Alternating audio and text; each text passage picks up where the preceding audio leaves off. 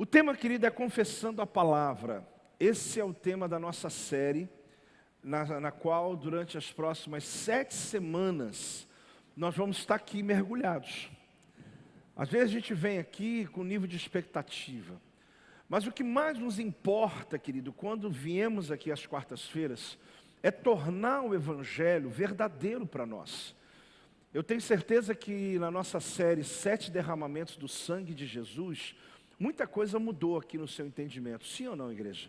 Muita coisa mudou. Por mais que você não consiga captar todo o ensino, você percebeu ali a força que há na oração quando você ora no sangue de Jesus.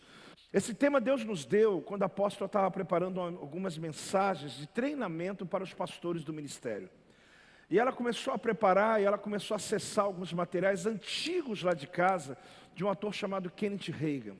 Esse foi um homem que influenciou muito a teologia, até mesmo antes, muito antes de mim, mas quando eu comecei a estudar, eu comecei a entender mais sobre a questão do mundo espiritual. Mas ele é um homem que morreu em 2003, se não me engano, que influenciou muitos líderes mundiais. E deixou para a gente um legado. Não que ele descobriu a roda, na verdade a palavra já está aqui. Mas ele conseguiu trazer para nós esse poder da confissão. E ali você percebe uma virada na igreja mundial, no mundo inteiro, no Brasil e nas nações, que receberam esse ensino e começou a ter resultados pujantes de crescimento, de prosperidade, de cura divina, de poder de Deus. O Projeto Vida, desde o seu fundamento, nós cremos nisso, na confissão da palavra. E por isso vai ser uma série que esse ano vai ser tremendo, só por você viver essas 7 semanas e poder tocar esse conhecimento da palavra. O texto de Marcos 11, 23 é a grande base.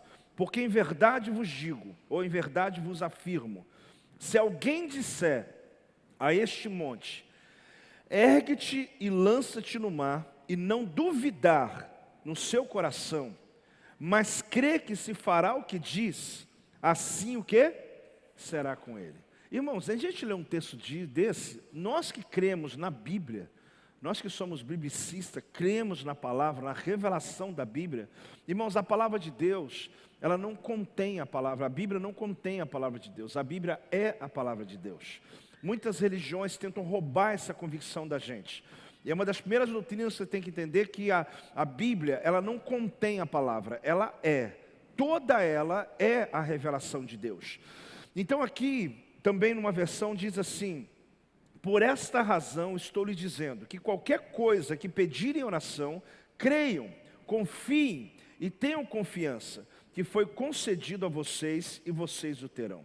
Então a palavra aqui, querida, a ordem, não é descrever o monte. Quando se diz ali sobre o monte, ergue-te e lança-te no mar, a ordem não é você descrever o monte, o tamanho da montanha, a altura, a dificuldade, o tamanho do teu problema, o tamanho da enfermidade, o tamanho da dívida. O que está ensinando não é você orar e dizer, Senhor, minha dívida é tanto, essa enfermidade é incurável. Não, você não tem que descrever o monte, você tem que dar ordem ao monte.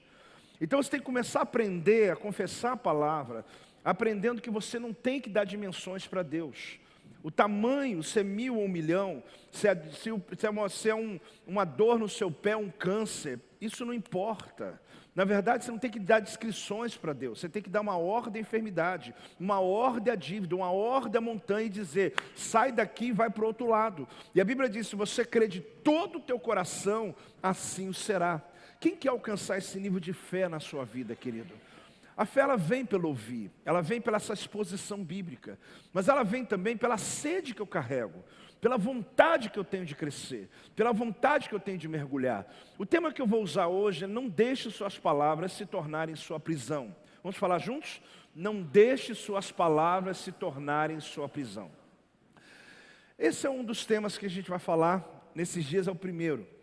Não deixe, querido, que as suas palavras se tornem uma prisão para você.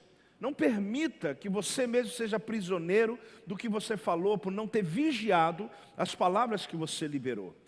Se você tem sido derrotado na vida, eu tenho essa frase aí, derrotou a si mesmo pelas palavras de sua própria boca.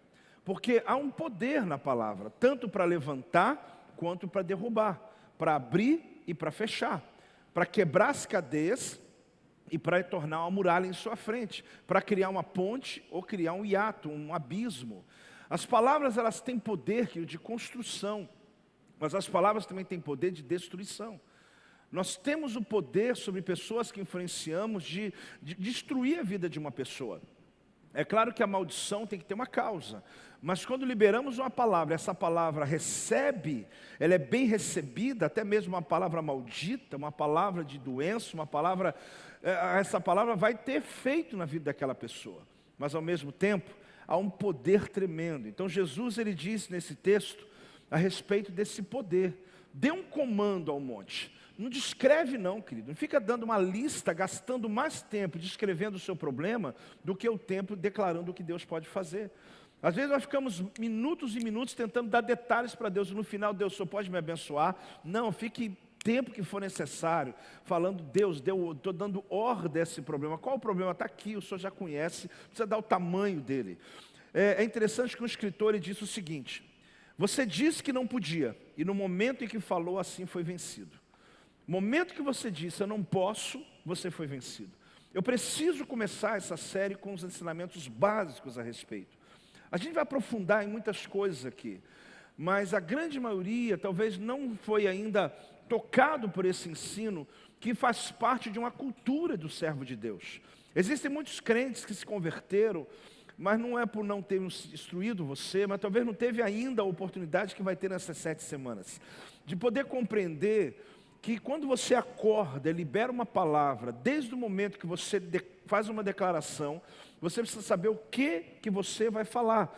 E a confissão aqui é confessar a palavra de Deus e não o que está latente na sua alma. Então a gente tem que ver o que Jesus disse nesse texto. Ele está mostrando claramente. Por quê? Disse que eu não tinha fé e a dúvida levantou como um gigante e amarrou aquela pessoa. Isso alguém escrevendo a respeito. Você está preso por suas próprias palavras. Você pode estar liberto pelas suas palavras e você pode estar preso pelas suas próprias palavras. Então é importante a gente compreender que eu preciso crer certo para poder ter as palavras certas. Você fala sobre fracasso e o fracasso o mantém em cativeiro. Há dias atrás, meu pai está aqui, eu fui visitar ele. Junto comigo tinha dois discípulos também. E ele estava contando as histórias dele. Ele falou assim, de um amigo, de um colega, um conhecido dele, que falou, eu vou beber até morrer. Que o cara toda vez falava com ele assim, gordo, eu vou beber até morrer. Ele morreu. Ele bebeu até morrer mesmo. Ele cumpriu a meta dele. Missão cumprida. Ele só não teve jeito de dar o risquinho, né? Mais um ato cumprido, né? Porque ele dizia, eu vou beber até morrer. Bebeu e morreu. Só que muita gente fala algumas coisas que ele não compreende a força que está naquilo que você diz. O tempo todo que ele dizia isso, demônios pegaram aquela palavra, transformaram numa realidade, e um belo desses dias atrás aí, anos atrás, ele morre. Meta cumprida, é só riscar, acabou. Agora o que acontece com a gente? Eu não sei quais são os seus últimos ou seus objetivos, mas basta prestar atenção no que você vem falando. O que você vem falando, querido, vai ser muito determinante para o teu futuro. Eu sei que você não está falando que vai beber até morrer, mas também não fala que vai comer até morrer, né? Porque crente não bebe, não fuma, mas quando come, só Jesus, né? Então, talvez o problema não seja tão resolvido assim. O fato, querido, é que há um poder nisso. Então, aqui está claro, eu não sei quais são os seus objetivos, mas se a gente ouvir com atenção o que você estiver falando, nos últimos meses, nas últimas semanas, nos últimos dias, está muito claro onde você vai chegar. Alguns casais o tempo todo falam de divórcio, de separação. No fundo, eles estão falando de boca para fora, mas isso não vai acontecer, um dia acontece. Alguns amaldiçoam, liberam palavra para os filhos que não vão dar em nada, nunca deu em nada, esse menino é isso. E a gente não compreende que essas maldições, essas palavras, elas enraizam na mente das pessoas e até mesmo na nossa mente. Alguns começam a se convencer de uma mentira de tal jeito, de tanto ele repetir a mesma coisa, ele conta uma história como se fosse verdade, mas ele nunca ouve aquela história. Então é interessante você olhar, querido, o que você vem falando. O que você vem falando nos últimos dias? Enaltecendo a crise, os problemas, vai faltar dinheiro de novo. Aí você cumpre a sua meta todo mês, chega no final do mês, faltou mesmo. Irmão, para de cumprir essa meta de tragédia e comece a confessar o que a palavra de Deus diz a teu respeito. Eu quero encher a cada quarta-feira o teu coração de confissões novas. Eu quero colocar na tua boca frases, não importa, pode decorar, não tem problema não, vou te dar, decora essa aqui e comece a liberar. Eu quero que você comece a perceber, querido, como é poderosa a palavra, quando você acorda pela manhã, quando você está terminando o teu dia, você abençoa o próximo dia, sem decreto de falência, dizendo, eu não vou vender nada, não vou fazer nada, nada está dando certo, pelo contrário, acreditando de que a tua palavra constrói um caminho para você. Então que em nome de Jesus você passe por esse batismo. Então se a nossa confissão estiver errada, é porque não estamos crendo corretamente. Porque uma pessoa, querido, que faz confissões erradas o tempo inteiro, é porque ele falta crer corretamente. Só que lembre-se de um ensino que eu trago para vocês. Antes de fazer certo, creia certo. Vamos repetir? Antes de fazer certo, creia certo. Então é interessante porque se a sua confissão ela é errada, o que é uma confissão errada? Uma confissão que ela sempre vai ser contrária aos planos que Deus tem para você. Você vai ter vida com abundância. Só que a sua confissão é sempre a pobreza, a ruína e a miséria. Deus diz que você é vitorioso em Cristo Jesus, que você é mais do que vencedor. Só que não tem jeito, em algum momento a tua boca libera uma palavra de tragédia. E você chama a existência o insucesso, a falência.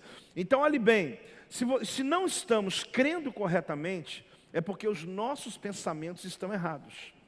E se nossos pensamentos estão errados, é porque nossas mentes ainda não foram renovadas pela palavra de Deus. Então tudo começa pelo que o apóstolo Paulo diz em Romanos 12. Transformai-vos pela renovação da vossa mente. A renovação da mente, querido, não é sentar-se numa série dessa, num culto, numa célula, e encher o seu intelecto de conhecimento.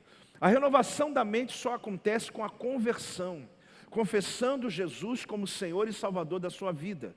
Não há outro caminho de mudança de mente. Muitas pessoas entendem o Evangelho como algo intelectual. Há muito tempo atrás se dizia que ser crente é para gente ignorante. Passando os anos, passando décadas, as pessoas começaram a entrar na igreja, começaram a perceber que dentro de uma igreja você tem ensino que em muitos lugares você nunca vai receber. Porque começaram a descobrir que nós temos a mente de Cristo. Não é uma inteligência. Aquele homem é tão inteligente. Deus me deu. Deus deu também para você. Deus deu para os pastores, para aquele líder que lidera aquela célula. Mas na verdade, o que faz diferença é a mente transformada, é a mente renovada. É um batismo que Deus dá a você, dizendo que o velho homem foi morto, foi sepultado. E Deus faz você uma nova criatura. Essa nova criatura começa a pensar diferente na vida. Começa a olhar com outra perspectiva a vida. Então não adianta só você ter um intelecto resolvido. Você chegar aqui a conclusões racionais. A você sair daqui pleno de alguma coisa e dizer, eu entendi o que fazer com minhas finanças, entendi o que fazer no meu casamento, aquele conselho sobre o meu filho, aquele conselho que o pastor deu sobre minha saúde está jóia. Irmãos, se fosse só isso, a gente criava uma sala de aula. Nós estamos num lugar de milagres, nós estamos num lugar de transformação, onde Deus quer levar você no nível sobrenatural, onde você confessa a palavra, mesmo contra a sua realidade. A confissão, querido, ela não tem a ver com a realidade que você está vivendo. Uma pessoa pode estar como profetas, eu lembro no caso, Ezequiel, por exemplo, que profetizava num campo de refugiados na Babilônia, no meio do esgoto aberto, no meio de pobreza, no meio do mau cheiro. Mas você lê as profecias dele, você vai pensar que ele está no céu. Você pensa, onde esse homem estava para revelar coisas tão tremendas? Porque o que ele estava vendo não definia o que ele estava crendo. Ele estava vendo no mundo espiritual, e a confissão dele não tinha nada a ver com o ambiente que ele estava. Não importa o lugar que você esteja, onde você nasceu, onde você cresceu. Amado, quando você confessa a palavra, você começa a mudar a realidade da sua vida. É real, querido. Muitas pessoas podem achar que você está louco, que você está exagerado, está lunático, vivendo no mundo da lua, mas não é. A confissão constante da palavra, em dias e meses e anos, Deus muda a sua realidade, Deus muda a realidade dos teus filhos, Deus muda da sua geração, Deus muda a história da tua família. Por quê? Porque eu estou confessando com a mente renovada. Eu não estou só confessando uma ideia boa, uma ideologia bonita, um livro bom que eu li, mas eu estou confessando aquilo que a Bíblia diz a meu respeito. Eu falei domingo, não esse, mas passado, que a dúvida é um território escorregadio. Eu ministrei sobre a terra do silêncio.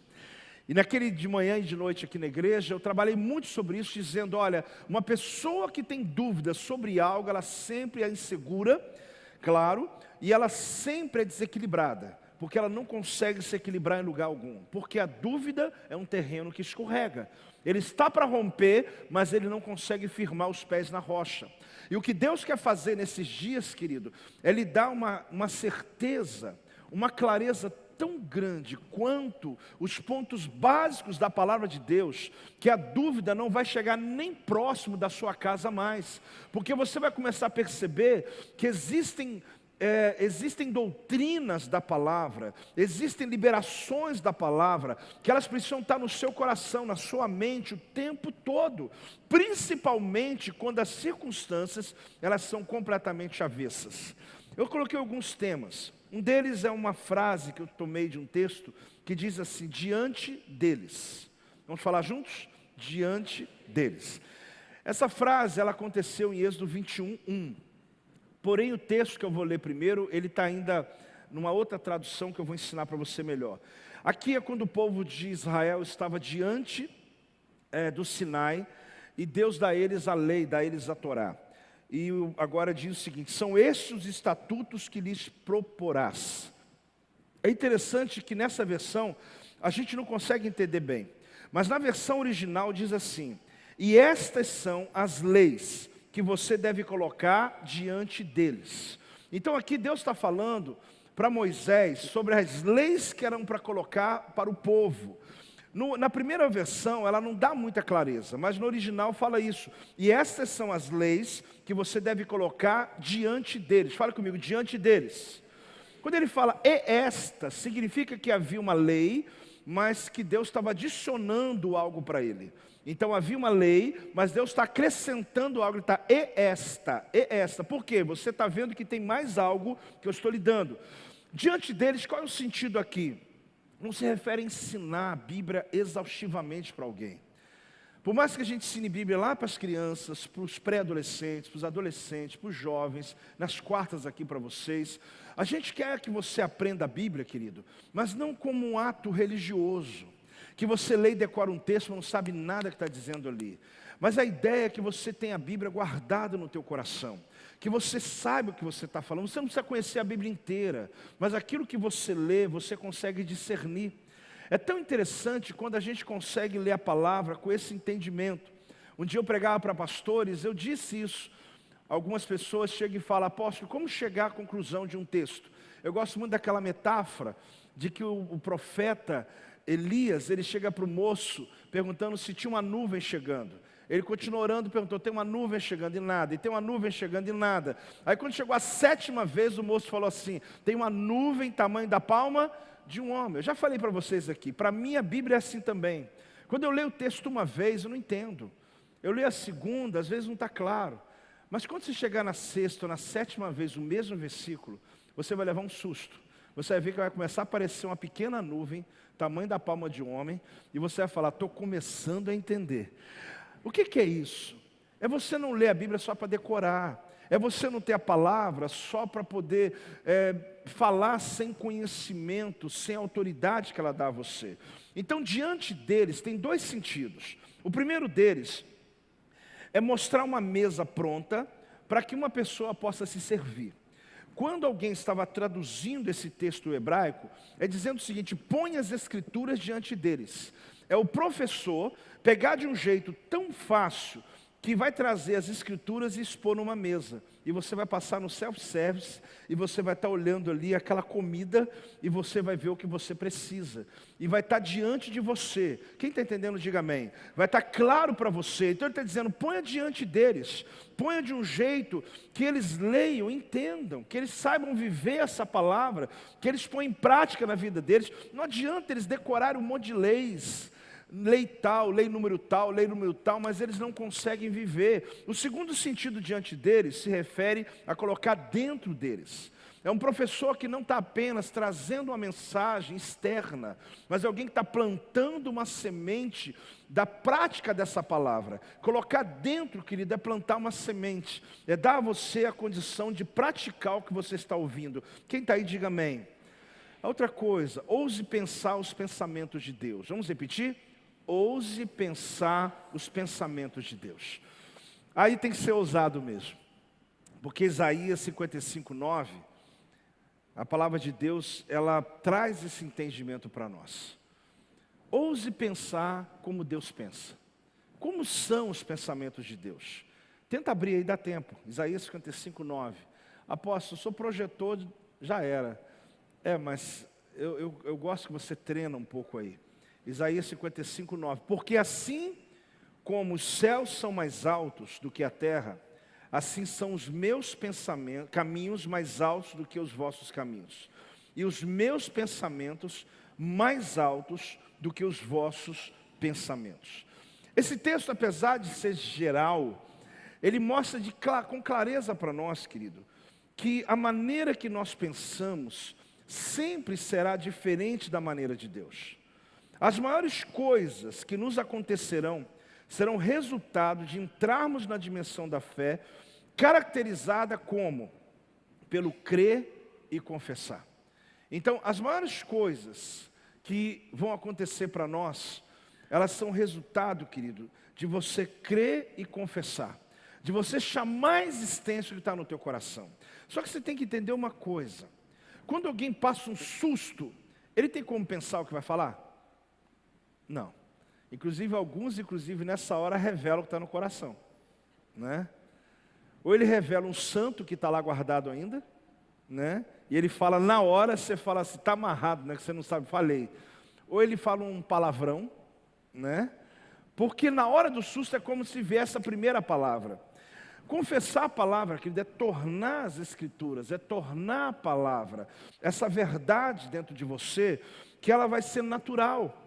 Só que o fato é que o nosso intelecto, os sentidos físicos, eles vão sempre resistir e impedir para que você entre nessa dimensão. Então, por isso que você tem o quê? Que ter a mente renovada. Fala comigo, mente renovada. Então, quando você fala o que Deus faz a seu favor, você está glorificando o nome do Senhor. Preste atenção.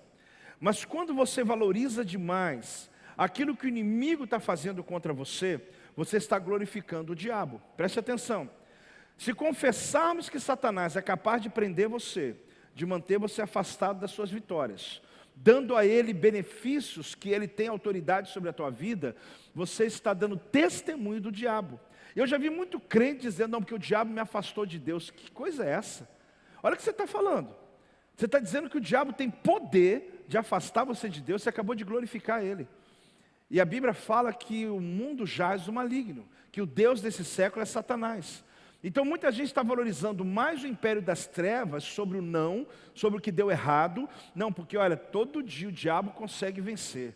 Todo dia eu estou tendo dificuldade. Todo dia eu tenho resistência. Irmão, será que Deus está onde na tua história? Deus está onde na tua vida? Comece a falar o contrário disso. Todo dia Deus tem me levado em triunfo. Todo dia Deus está envergonhando Satanás. Todo dia o diabo tenta, mas não consegue me vencer. Você precisa inverter isso na tua boca. Por quê? Porque a tua boca está dando autoridade ao império das trevas. Você está fortalecendo os demônios quando você diz que um demônio teve poder de afastar você da igreja.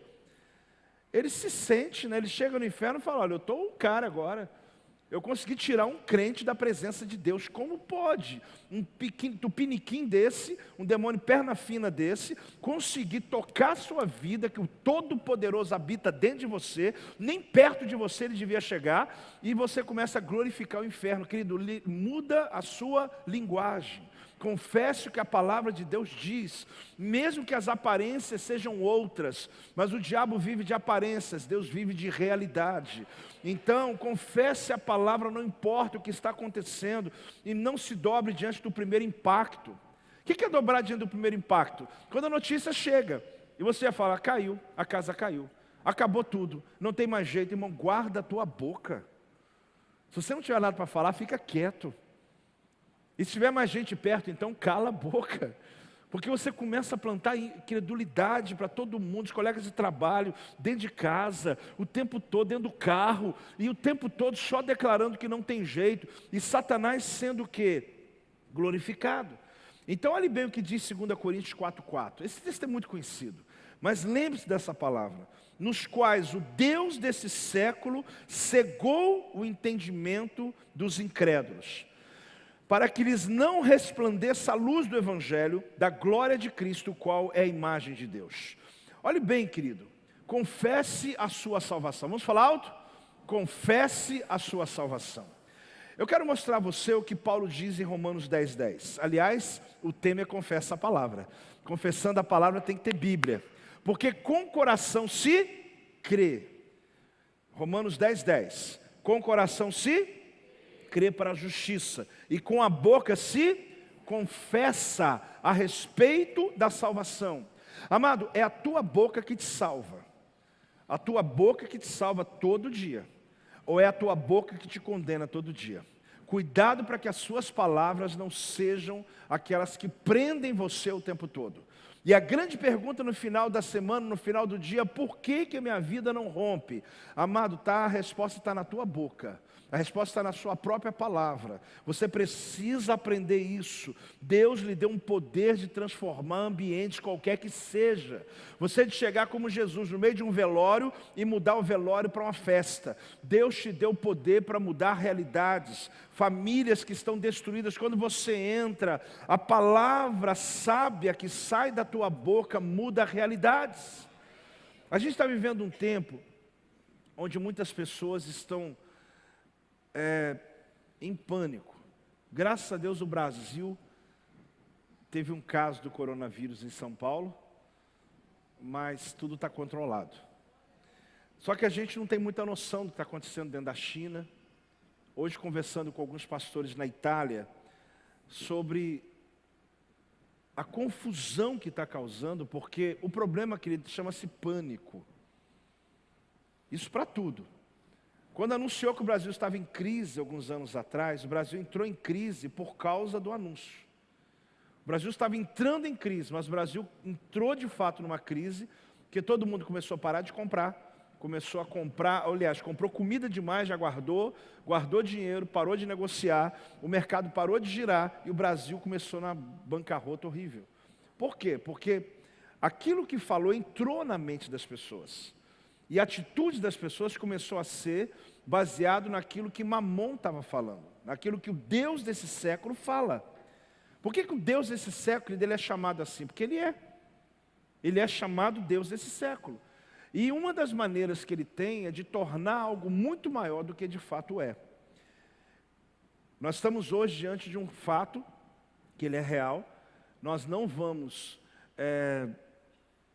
tirar o valor desse fato. Inclusive, quando lemos o Apocalipse, a gente percebe que algumas dessas questões estão falando sobre a volta, estão aproximando a volta de Cristo.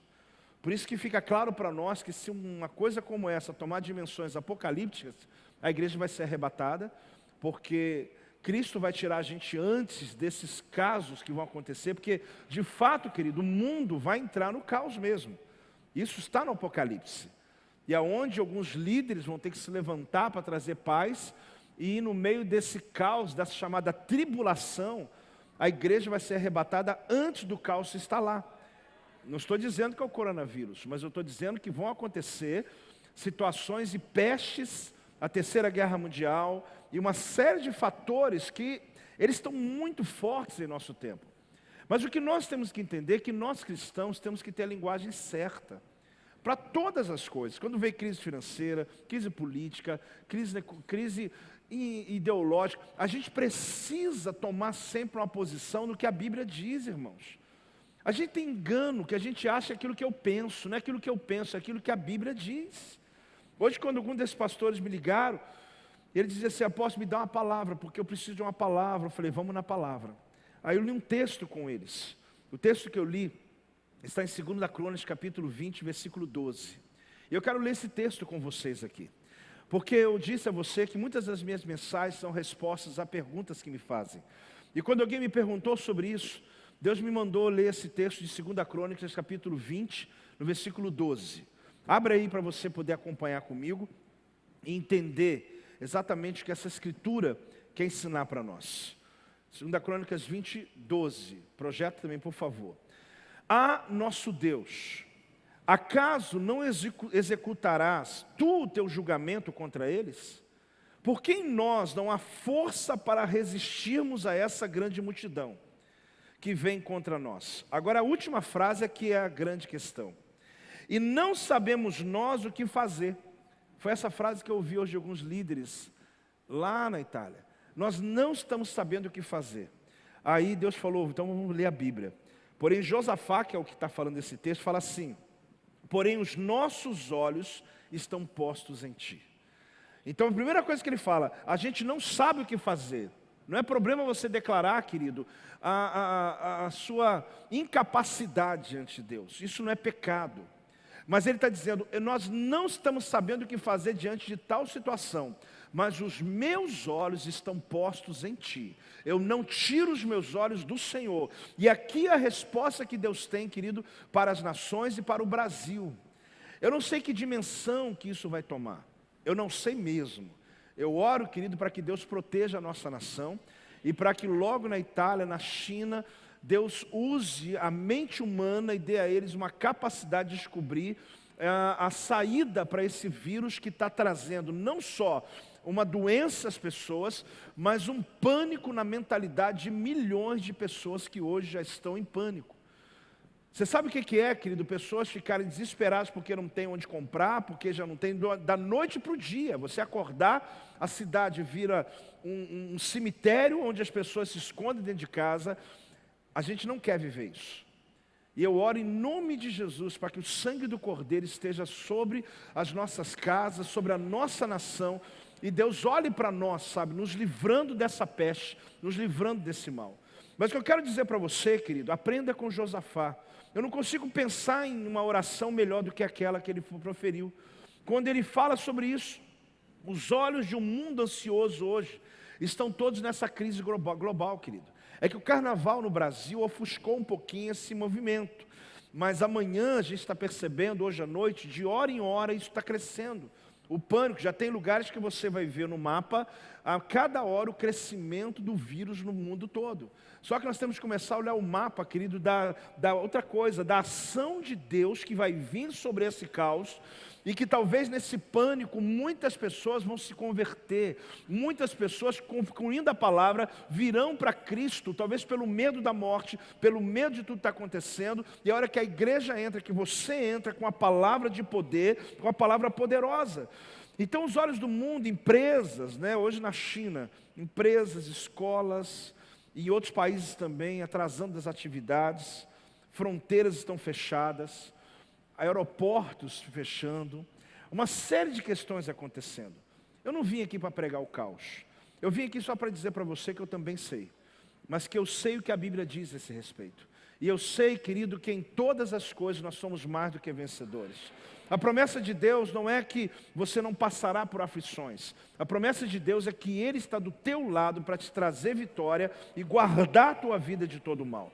Então, a oração qual que é? Que Ele faz: não sabemos nós o que fazer, porém nossos olhos estão postos em Ti, Senhor. Fala comigo: não sabemos o que fazer, porém os meus olhos estão postos em Ti. Então essa perspectiva que Josafá teve, porque esse texto que eu li, ele fala de um rei que estava batalhando uma batalha improvável e que ele sabia muito bem que uma delegação de Edom, um povo inimigo, estava vindo contra ele, e ele estava agora confiando no Senhor. Mas a confiança dele estava além, querido, só de lutar contra uma nação. Você vai ler comigo em 2 Crônicas, capítulo 20, versículo 9. Você vai perceber que esse homem, ele está falando de níveis maiores, de lutas contra ele. Eu quero levar você a confessar a palavra nesses dias, onde eu sei que pode você dizer, apóstolo, mas isso eu estou tranquilo, eu sei que é longe, é na China, é no Japão, é lá no outro lado do mundo, mas você pode se preparar, querido, porque as pessoas começam a antecipar as suas angústias, o seu pânico. Muitas pessoas longe de Deus se perdem. Olha bem, se algum mal nos sobrevier, espada por castigo, peste ou fome. Olha o que ele diz, peste ou fome, nós nos apresentaremos diante dessa casa. Ele está dizendo, se vier peste ou fome, o que vier, nós vamos vir para essa casa, para a casa do Senhor. Porque ele está dizendo o quê? O tabernáculo estava construído, o templo está construído. Então ele está dizendo, e diante de ti, pois o teu nome está nesta casa, e clamaremos a ti nossa angústia, e tu nos ouvirás e livrarás. Então, querido, trazendo agora para outras realidades da vida, tudo aquilo que está lhe roubando a tua alegria, que está lhe trazendo pânico, ele está dizendo o quê? Tem um endereço, tem um lugar, venha para esta casa. Ele está falando sobre onde eles congregavam, onde eles buscavam a presença de Deus. Hoje é onde você busca, e ali Deus vai te dar palavra, Deus vai te dar livramento, e Deus vai lhe dar a você direção. Por que eu estou lhe dizendo isso? Porque eu passei uma manhã hoje orando por pessoas que estavam exatamente vivendo no olho desse furacão. E no primeiro instância eu falava assim, Senhor, o que eu vou dizer para essas pessoas? O que eu vou falar para elas? Fique calma. Como alguém disse, acho que foi correto no que diz, é apenas uma gripe. Ele vai dizer, apóstolo, não está entendendo, né? Ou então chegar para alguém e dizer, fica tranquilo que mesmo que você morrer, Deus está contigo também. Eu não vou falar isso. Aí o Espírito Santo me trouxe essa palavra. Quando Josafá, ele diz para Deus, olha, eu não sei o que fazer, mas uma coisa eu vou dizer para o Senhor, os meus olhos não saem do alto. Os meus olhos não saem de ti. Que isso seja um exemplo claro para todos os níveis de batalha que você viva na tua vida, querido. Onde você chega um momento que você diz, eu não sei o que fazer. Eu olhava para aqueles pastores e dizia, eu não sei o que dizer para vocês, pelo menos agora. Me dá mais uma hora, eu vou orar, mas eu não sei o que dizer. Mas aí eu vejo um homem dizendo sim o que é para fazer. Mantenha os olhos postos nele. Porque se eu mantenho os olhos postos nele, significa que eu vou confessar ele, eu vou confessar a palavra. E aqui ele fala, mesmo diante da peste, da praga, ele diz, eu sei que Deus vai mover sobre a minha causa. Olha bem, confie em Deus com os seus medos. Porque olha interessante, a gente acha que às vezes ter o medo é pecado. Mas Josafá, no capítulo 20, versículo 3, diz assim a palavra, então Josafá teve medo. O que a Bíblia diz? Ele teve medo. Ele era um rei, um homem que tinha autoridade, mas a Bíblia fala assim, então Josafá teve medo e se pôs a buscar o Senhor e pregou o jejum em todo o Judá. Então ele declara que ele teve medo. Existem circunstâncias da nossa vida que em primeiro impacto é medo. Mas Deus está dizendo que Ele fala sobre isso, porque aqui nesse instante, Ele mostra que Ele não era sobre-humano, pelo contrário, é um remédio, querido, quando você chega diante de Deus honestamente, e você derrama sobre Ele o que você está sentindo. Quando você diz, Senhor, eu estou frustrado, eu estou com fome, eu estou assustado, eu me sinto solitário, eu estou ferido mesmo, eu estou triste, eu estou exausto. Aqui, o objetivo não era reclamar de Deus, mas o objetivo era declarar a humanidade dele. Eu preguei alguns domingos atrás sobre um leproso, que no meio de uma multidão ele se destacou no meio dela. Por quê? Porque a humanidade dele destacou ele no meio de um monte de gente. E ali a gente aprendeu uma lição clara, querido, que enquanto eu estou no meio de todos, com o mesmo discurso, sem expor a minha humanidade, eu volto para casa do mesmo jeito. Mas quando eu exponho os meus medos, o meu cansaço, as minhas frustrações, é aí que Deus entra para trazer para você livramento do alto. Pode dar um glória a Deus, pode dar uma salva de palmas ao Senhor, dá um glória a Deus em nome de Jesus. Agora a grande questão é o quê? É você influenciar pessoas, incentivar as pessoas a crer em Deus. O que mais a gente vê hoje, queridos, são pessoas derrubando outras. Alguns que já estão caídos, alguém vai dar um tiro final nele, ao invés de levantá-lo. Você vê no capítulo 23 que ele fala, então Josafá teve medo, pois buscar o Senhor, mas ele apregou o jejum em todo o Judá. No 4, Judá se congregou para pedir socorro ao Senhor. Também de todas as cidades de Judá veio gente para buscar o Senhor. Gente, eles tinham uma batalha para cumprir. E Josafá fez o povo vir para a igreja orar. Eles foram buscar no templo. Eles foram buscar o poder de Deus. E por isso, enquanto eles buscaram, Deus deu vitória sobre a batalha. Sabe por que nós não vencemos batalhas? Porque às vezes nós focamos mais a guerra do que a presença de Deus na nossa vida.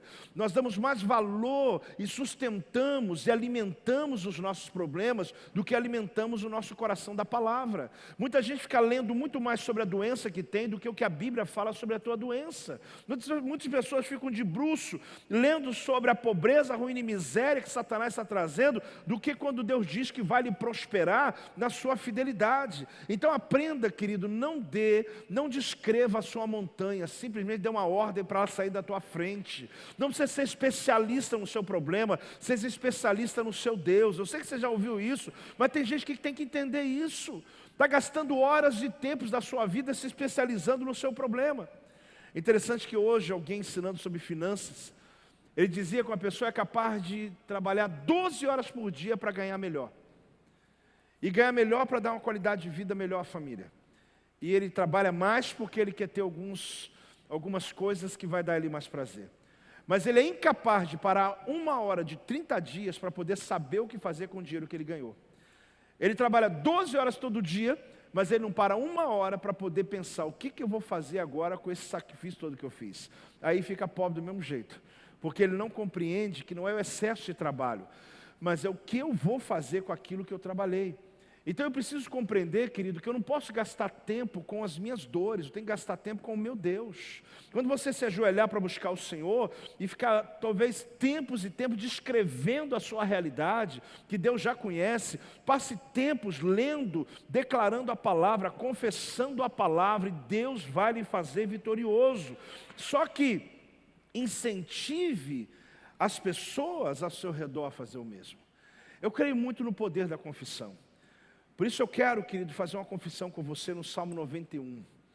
Esse Salmo 91, versículo 1, eu quero que você abra esse texto. Porque esse texto, ele traz para a gente um grande entendimento.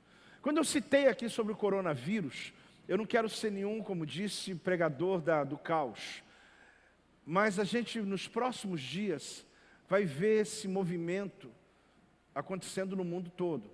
Em Israel é o lugar que está mais próximo de encontrar a cura, só que eles estão gastando mais tempo em conseguir um método para poder descobrir o vírus.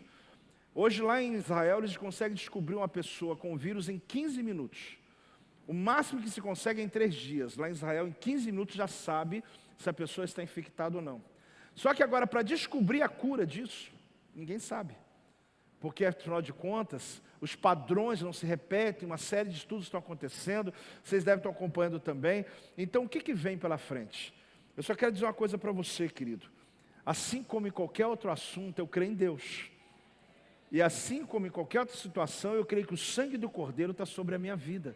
Agora, o que vai guardar você é a confissão. É a confissão. Aproveite essa mensagem para colocar em outras áreas da sua vida. Eu estou só atualizando um assunto aqui. Ela funciona para qualquer situação. Mas que em primeiro lugar, querido, dessa igreja, aqueles que estão na internet, nosso ministério, aqueles que estão nesse propósito comigo, você aprenda a fazer confissões da palavra. Não repita o que as pessoas estão falando lá fora. Isso você vai aprender em todos os níveis, em todas as áreas. O Salmo 91, querido, é uma revelação que nos leva a um ambiente onde Deus realmente quer nos colocar. Onde os demônios que atuavam contra Moisés e a nação de Israel, onde eles estavam atravessando o deserto, ali Deus deu a eles vitória, porque o Senhor deu a eles o quê? A autoridade de orar a palavra. Fique de pé nesse momento. Eu quero que você acompanhe comigo e perceba, querido, a força que há nesse texto. A gente estudou há dias atrás sobre os 7 derramamentos do sangue de Jesus. A gente estudou também Daniel capítulo 10, de 1 a 21, e ali a gente descobriu algumas verdades poderosas de Deus que foram liberadas sobre a nossa vida. Mas hoje eu quero que você olhe comigo essa verdade da palavra. Quando Moisés, ele escreve o Salmo 91, ele está mostrando para nós que havia demônios que ficavam o tempo inteiro lutando contra a conquista que Deus deu a Israel. Quando Deus prometeu a Israel, querida, a terra prometida, Ele disse: o meu anjo irá em tua frente. E Ele falou que o meu anjo irá em sua frente, por quê? Porque toda profecia de Deus, ela precisa se cumprir. E toda vez que há uma palavra empenhada, Deus libera um anjo para proteger aquela palavra. A Bíblia diz que o anjo do Senhor acampa-se ao redor daqueles que o temem e os livra. Eles existem para poder manter a verdade de Deus na terra. Eles batalham no mundo espiritual para que as palavras liberadas sobre você, elas de fato aconteçam.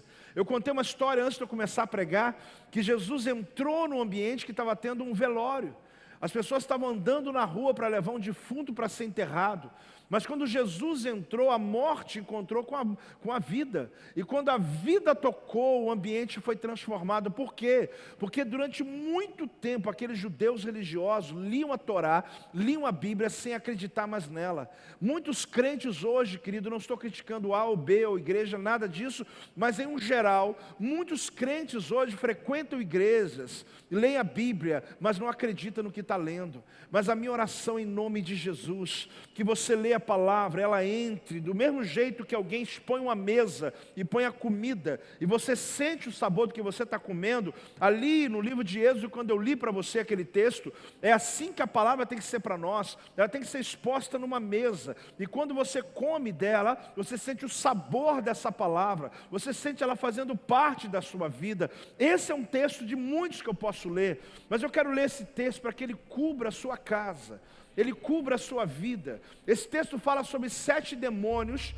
que trabalhavam simultaneamente, na verdade sincronizadamente, porque não era simultâneo, mas eles trabalhavam em turnos separados. Você vai descobrir que alguns de dia, meio-dia, de madrugada. Por muitas vezes eu já fiz essa oração com vocês. Nós já fizemos campanha, série toda em cima desse texto. Nós já estudamos essa palavra, mas ela é forte, querido. Eu quero que em nome de Jesus a tua casa seja coberta. E quando você entrar, assim como os judeus quando entram em casa, tem uma mezuzá. O que tem mesmo? O que é uma mezuzá, apóstolo? É uma madeira de pedra que fica colado. Só que dentro da mezuzá tem um texto de Números capítulo 6. E ali tem a bênção de Deus sobre aquela família. Essa mezuzá, que é um objeto pequeno, que é colocado em todas as portas principais das casas dos judeus, e também na minha tem lá, ela fica na altura do rosto do sacerdote. Quando eles entram na casa, eles beijam ou tocam a mezuzá. Muitos agem religiosamente, mas ele tem um princípio da Bíblia, onde eu estou tocando a palavra e dizendo: nessa casa o mal não vai entrar, porque a palavra de Deus está nessa casa. Você não precisa de uma mezuzá na sua casa para proteger a tua casa. Você pode até um dia ter, mas não é isso que vai proteger. Mas o princípio é verdadeiro. Quando você entra na sua família, na sua casa, você tem que declarar, querido. Tem alguns que trabalham debaixo de pressão o dia inteiro, ouve o que não gosta de ouvir, competição, tanta coisa. Mas quando você está chegando no seu território, vai declarando já a palavra de Deus, que o anjo do Senhor está acampando ao teu redor, de que o Senhor está guardando a sua família, a sua casa. Aprenda a confessar a palavra, que Deus vai fazer, querido, o quê? Vai proteger a tua casa, a tua família, com o poder da palavra. Então nós vamos debaixo desse texto aqui declarar em nome de Jesus sobre aquele que habita no esconderijo do Altíssimo e descansa à sombra do Onipotente. Vamos tentar ler juntos na primeira vez? Vamos lá?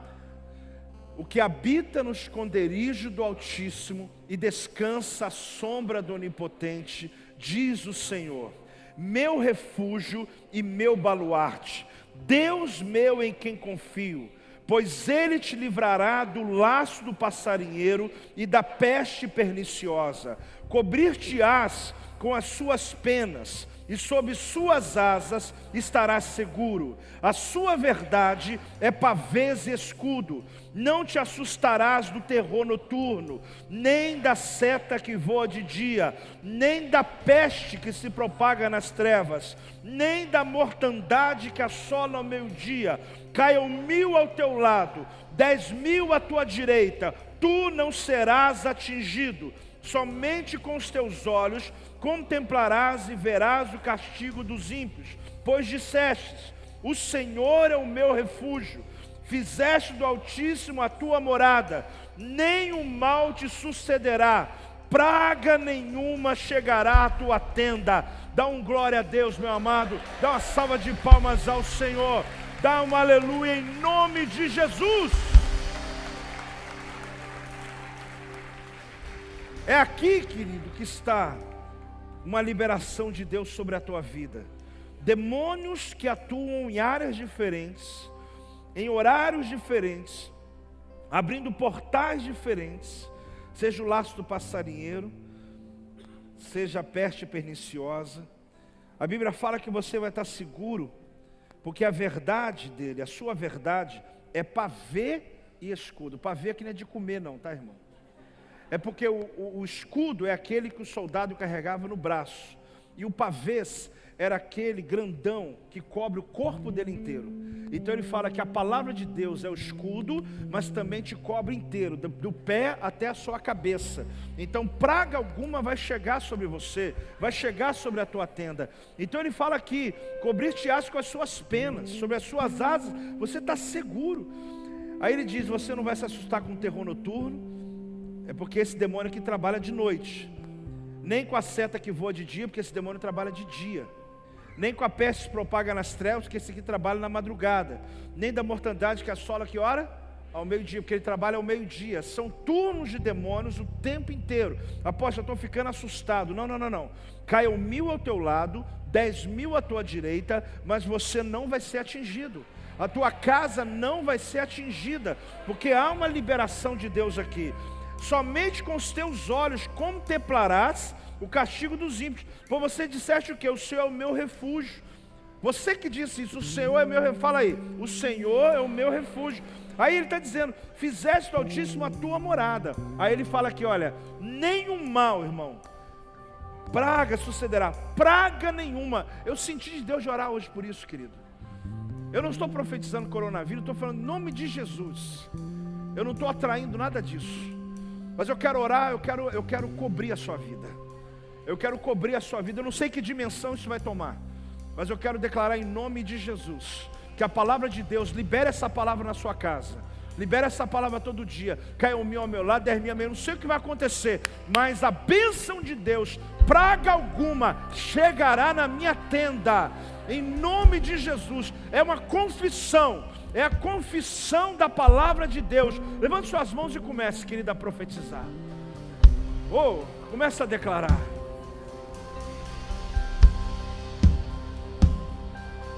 Glória a Deus.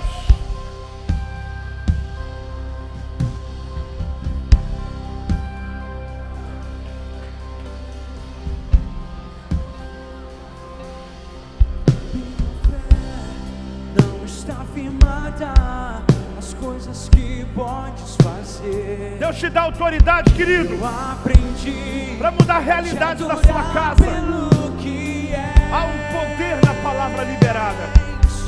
Dele vem o sim, o amém.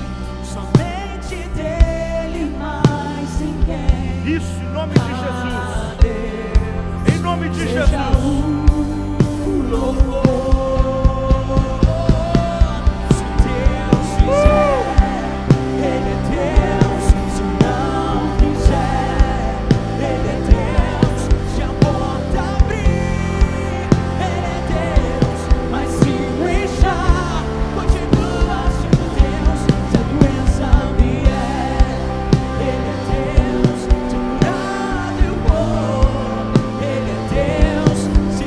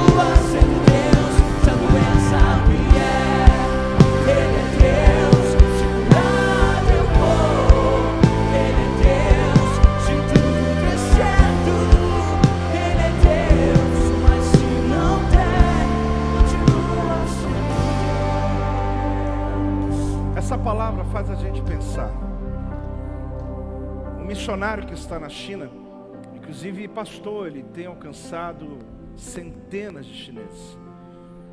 Por conta disso, ele está dentro de casa com seus 4 filhos, todos estão trancados, ele dizendo que existe um pânico muito grande no país inteiro.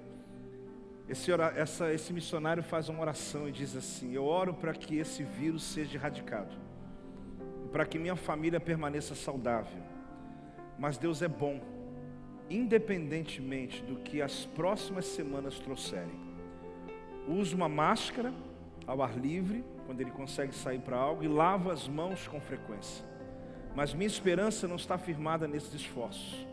Desejo uma vida longa para mim e minha família, mas também sei que o objetivo da vida não é escapar da morte física. Esta é uma tarefa tola.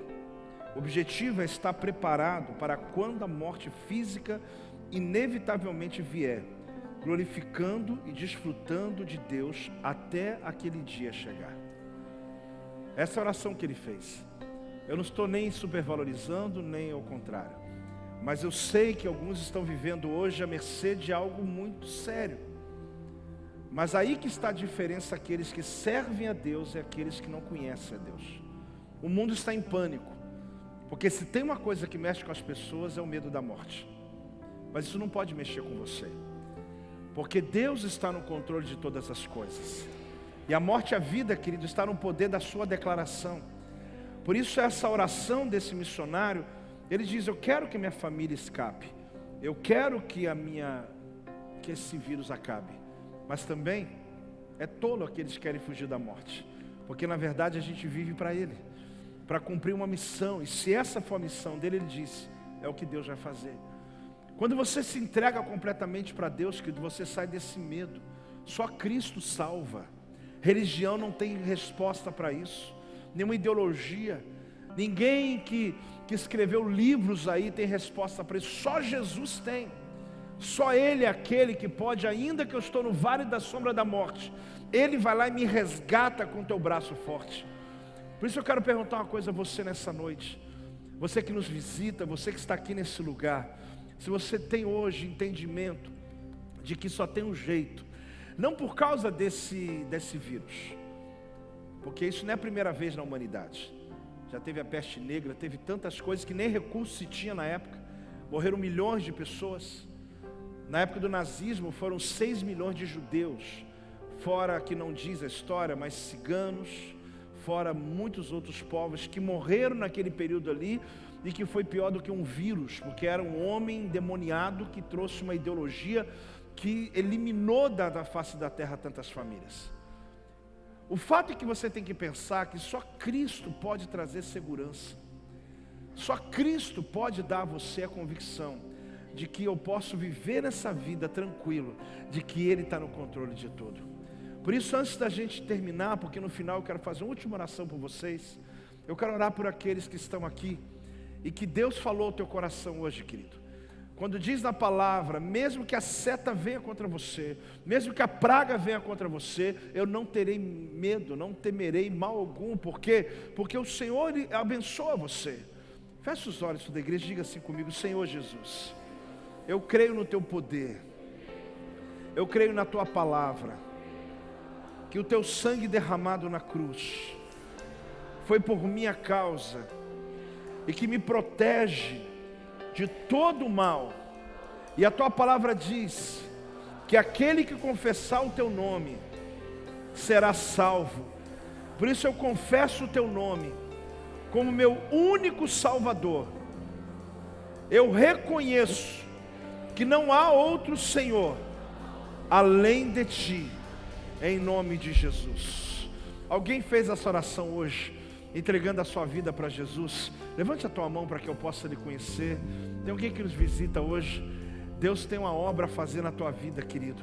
Ele quer alcançar você completamente. Se há alguém que eu não tenha visto, sai do teu lugar e vem aqui, porque eu quero abençoar você hoje.